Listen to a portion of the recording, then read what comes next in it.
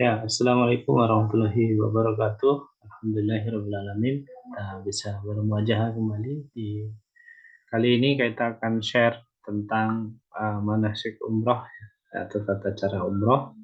Yang pertama, uh, dalam setiap melaksanakan ibadah umroh kita akan melaksanakan pada potret kali ini adalah ketika skenarionya kita tinggal dulu di Madinah ya dari Indonesia. Yang pertama dituju adalah kota Madinah, kemudian umroh ke Makkah ya secara umum. Ya langsung saja Bismillahirrahmanirrahim. Raditu billahi robba wa bil islam dina wa bi Muhammadin nabiyya wa rasula rabbi zidni ilma wa rzuqni fahma. Ya, kita mulai dari pengertian umrohnya, yaitu bahwa umroh adalah ibadah yang dilakukan di Baitullah atau Ka'bah, namun pengerjaannya dapat dilakukan kapan saja di luar waktu makruh. Tujuannya semata-mata untuk mengharap ridha Allah Subhanahu wa taala dan meneladani Rasulullah SAW dan Nabi Ibrahim alaihissalam melalui penerapan tata cara umroh yang sesuai dengan sunnah. Ada khilaf atau perbedaan berkenaan dengan hukum umroh yang di beberapa kalangan ulama mazhab terkait hukum pelaksanaannya. Menurut ulama mazhab Syafi'i, sebagian ulama mazhab Hambali menyebut hukum umroh bagi umat Islam adalah wajib untuk dikerjakan sekali seumur hidup bagi yang mampu. Jangan.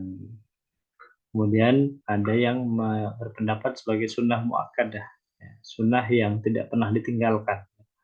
Dalam fikih sunnah, jadi tiga karya Sayyid Sabiq, Imam Mazhab Hanafi dan Malik berpendapat ibadah umrah hukumnya sunnah muakkadah dari sisi hukumnya.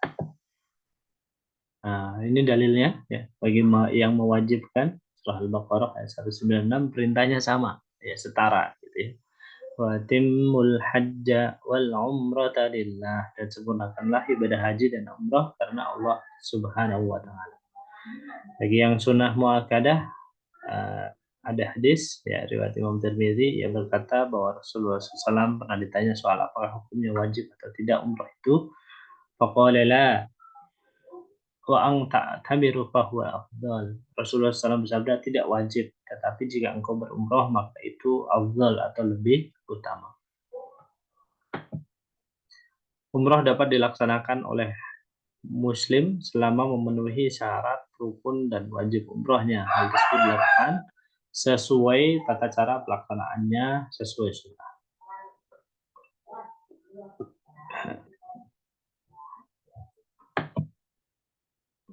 Kita akan urai insya Allah 11 tata cara manasik umrohnya.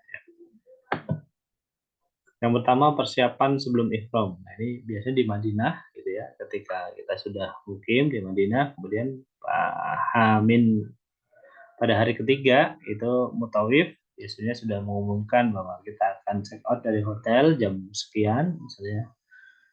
Kemudian Bapak Ibu-ibu harus siap ya mengkondisikan koper sudah di luar jam berapa, kemudian jamaah sudah harus siap ya di masuk bis ya, di jam tertentu, kemudian persiapan. Nah biasanya ketika persiapan itu silahkan ya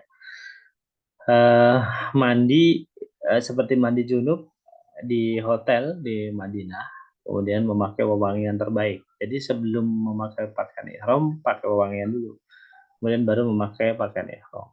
Karena kalau sudah memakai pakaian ihram nggak boleh pakai wewangian ya.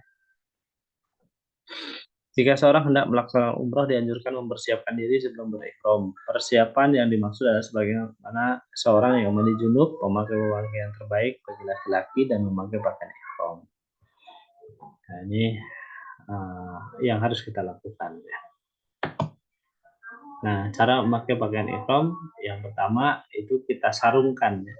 Kita sarungkan seperti memakai sarung. Ya, satu helai kan ihram disarungkan dengan dipakai seperti memakai sarung. Pastikan auratnya tertutup sempurna, lalu digulung seperti menggulung sarung dan bila ada gunakan ikat pinggang. Selanjutnya lembar yang kedua, lembar kain ihram yang kedua bentangkan lalu masukkan ke ujung kain ihram di tangan sebelah kiri ke pinggang sebelah kanan. Yang kelima, ketika akan memulai tawaf, perlihatkan bahu dengan menyelempangkan kain di bawah ketiak, lalu ujung kain ihram diselempangkan ke bahu kiri. Apabila telah selesai tawaf 3, maka boleh ya diposisikan ke bahu kanan kembali. Kalau lupa gimana sampai akhir bahunya tetap terlihat, ya tidak mengapa. Itu adalah tata cara memakai kain ihram. Nah, perbedaan kain ihram bagi laki-laki dan perempuan dan perlakuannya ya. Kain ihram bagi laki-laki adalah 2 lembar kain yang tidak berjahit yang dipakai untuk bagian bawah menutup aurat, dan kain satunya untuk diselendangkan. Ketika kain ihram diharamkan baginya, ketika kita berihram, maka diharamkan bagi kita untuk melakukan perbuatan tertentu seperti pertama memakai pakaian berjahit. Ya, dan nanti ketika naik bus gitu ya, nah kita nggak boleh pakai topi, nggak boleh pakai apa peci ya, yang berjahit-berjahit. Kemudian juga sepatu kita juga tidak boleh berjahit ya. Nah, kemudian menutup kepala, menggunakan penutup kepala bagi lelaki itu nggak boleh pakai peci, pakai topi, pakai apa sorban gitu ya, nggak boleh. Kemudian berjima, ya, ini juga nggak boleh ya. Nah, meski, ya jadi waktu pakai ihram bagi yang ibadah umroh itu kurang lebih hanya setengah hari ya, 6 jam perjalanan ditambah sekitar 2 jam prosesi umroh, jadi 8 jam. 8 jam kita memakai pakaian umroh, pakaian ihram itu. Jadi insya Allah kuat lah ya untuk tidak bersetubuh selama waktu memakai kain ihram itu. Kemudian tidak boleh menikah ketika berihram. Ya.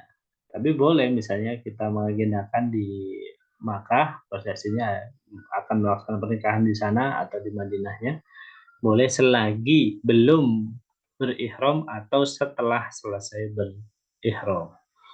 Terus rofat ya, berkata-kata mesum, nah itu nggak boleh juga. Kemudian membunuh binatang dan tumbuhan, kemudian memotong rambut, nah, memotong kuku juga tidak boleh selagi berihram, serta larangan-larangan yang lainnya.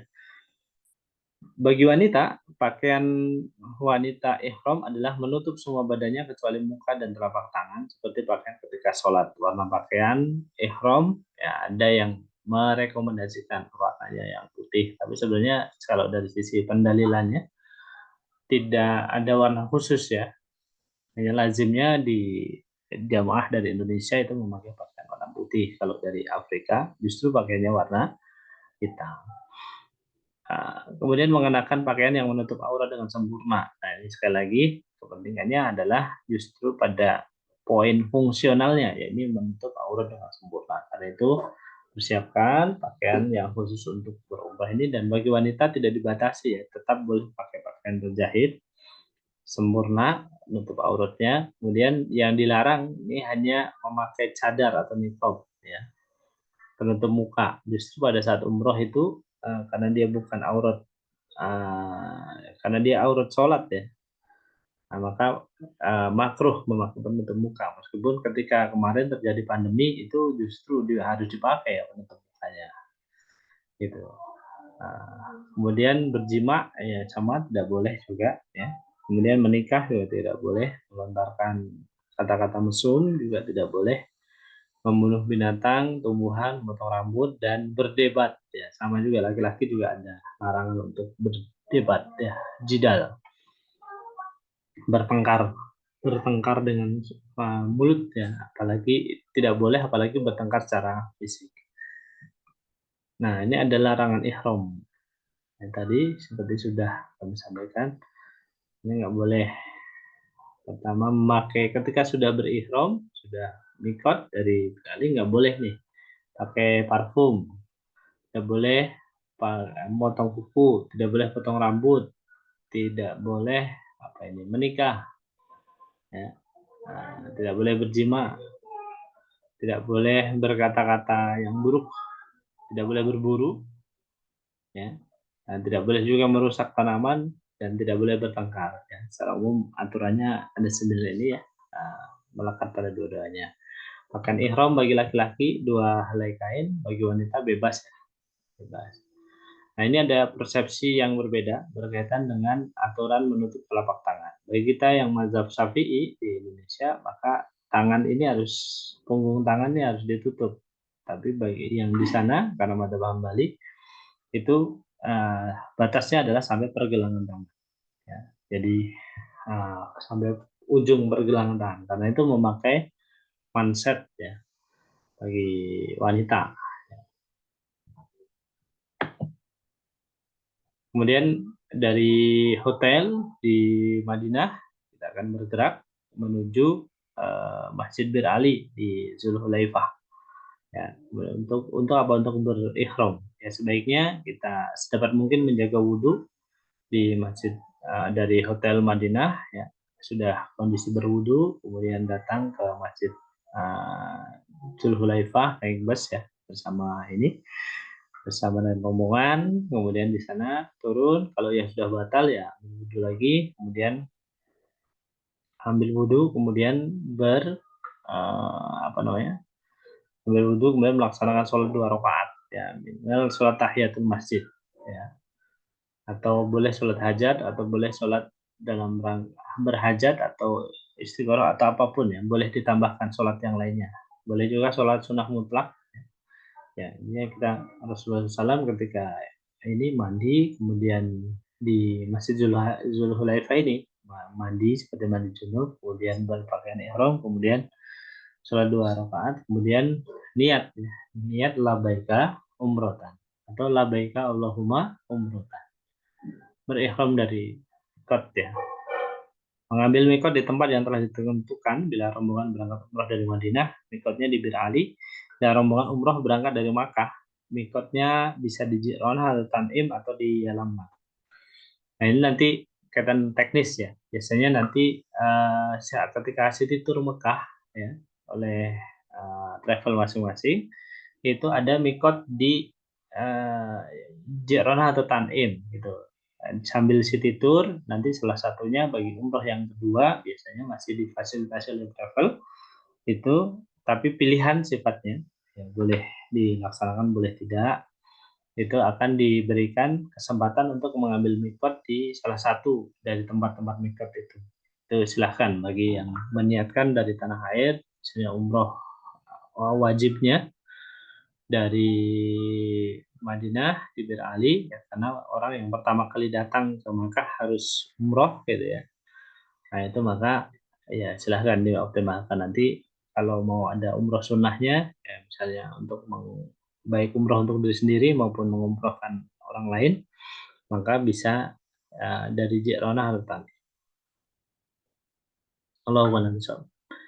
Nah, belakangan gitu ya muncul tren dari beberapa apa travel ini yang mutawifnya mengikuti pendapat bahwa tidak perlu turun.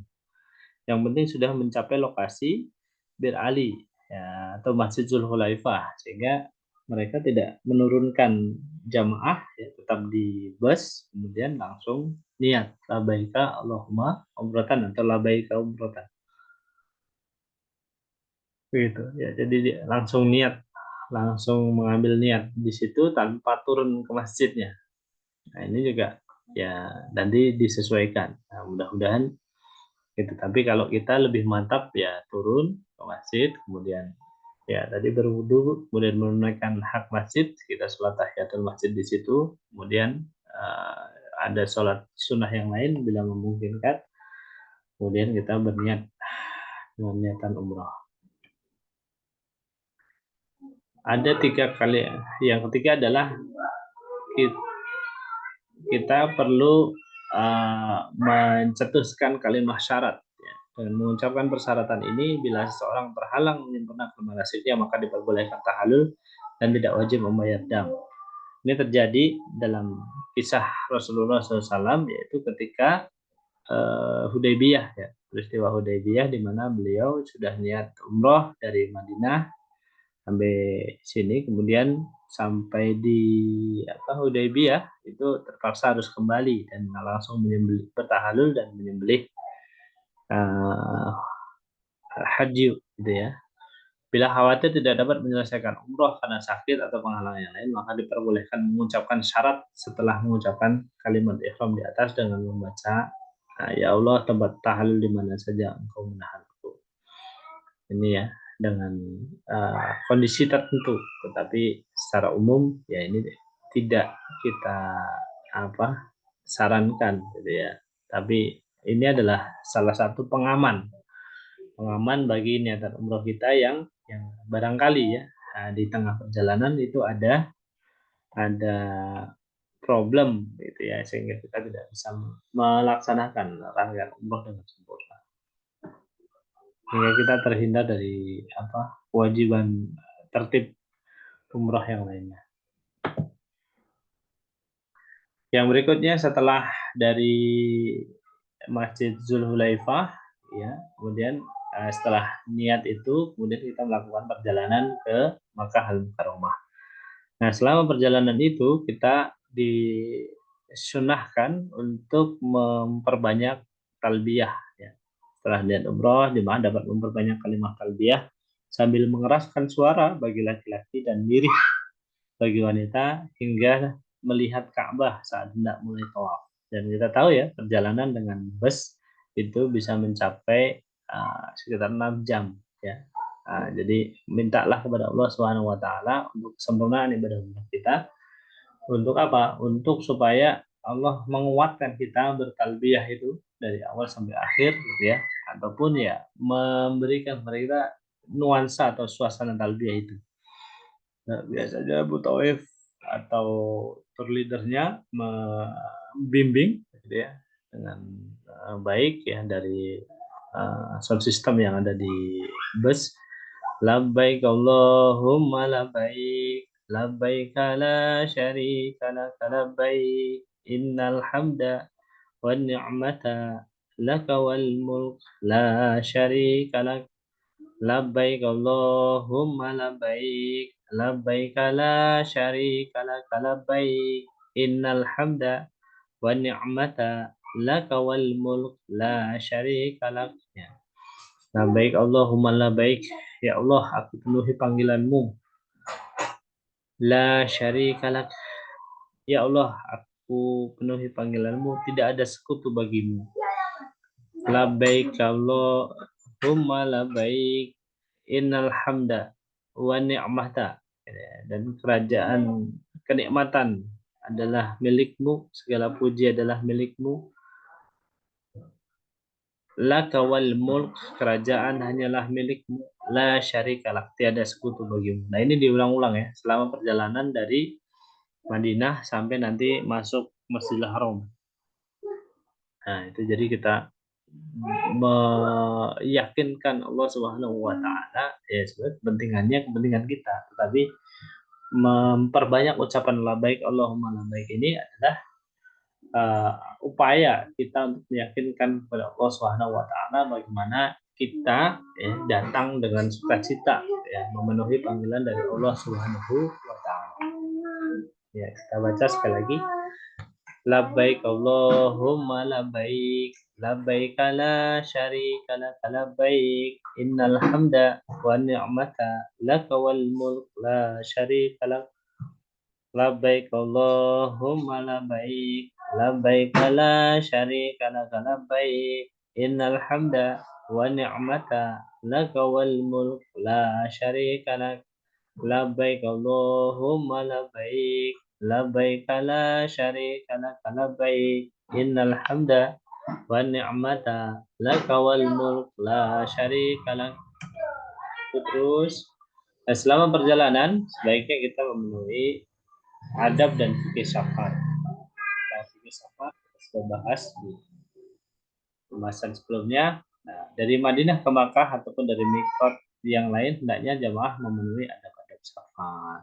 Ya, tidak berkhulwat, kemudian suami istri yang meskipun halal tapi ketika ada ihram tadi menghindari rofat, menghindari jidal dan seterusnya ya berkaitan dengan perjalanannya. Kemudian berdoa naik kendaraan, kemudian hal-hal yang lain ketika safar mau dilaksanakan dengan sebaik-baiknya. Kemudian ketika memasuki Masjidil Haram, sebelum masuk kota Makkah, bila memungkinkan jemaah dianjurkan untuk mandi, biasanya bus itu langsung datang ke hotel ya, kemudian kita diperkenankan setelah ganti kunci, mandi, itu diperkenankan untuk masuk ke masjid ya, sebelum masuk kota Makkah bilang mungkin jemaah dan mandi, kemudian masuk Masjidil Haram dengan kaki kanan sambil membaca doa masuk masjid. Doanya a'udzubillahil adzim biwajhil karim wa sultanihil qadim minasyaitonir rajim. Bismillahi walhamdulillahi Allahumma shalli wa sallim ala sayyidina Muhammadin wa ala alihi Muhammad. Allahumma ighfir li dunubi waftah li abwaaba rahmatik. Demikian sampai 5 langkah ini ya, nanti kita lanjutkan pada sesi yang berikutnya insyaallah. Assalamualaikum warahmatullahi wabarakatuh.